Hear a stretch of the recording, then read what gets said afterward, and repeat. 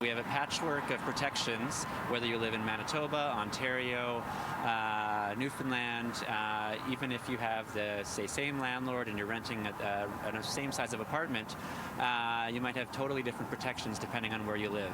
Housing advocates are welcoming measures from the federal government that would see minimum standards for tenants all across the country. Among the protections expected to be included in the federal government's upcoming budget include allowing renters to build credit when paying their rent on time, a $15 million fund to tenants' rights advocacy groups, and a Renters' Bill of Rights.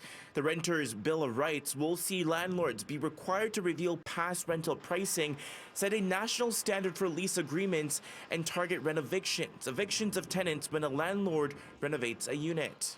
We want to make sure that those rent increases as a result of that aren't excessive and aren't pushing people out. Utaka Dirks with the Right to Housing Coalition says while the federal government's recent announcement on tenants' rights is encouraging, he also wants to see greater work done to include more affordable housing stock across the country. We hope that together with this, that the federal government does increase funding for specifically rent geared to income housing so that tenants who are living with really low incomes, who can't afford apartments like the ones behind me, do find and are able to find a place to live. I think it's clear we do need more purpose-built rental, and a lot of those projects don't pencil because of high land costs. Tony Urin with the Canadian Federation of Apartment Associations says he favors supports for tenants, but is also hoping landlords are also consulted with as Ottawa works to try to make housing more affordable.